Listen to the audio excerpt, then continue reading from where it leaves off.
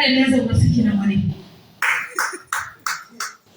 Yaani mzazi anakupeleka usome, wewe unaenda kufanya friendship na mwalimu.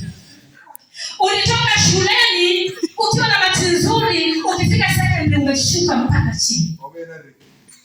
Toa ndio mwalimu. Usoma zaidi.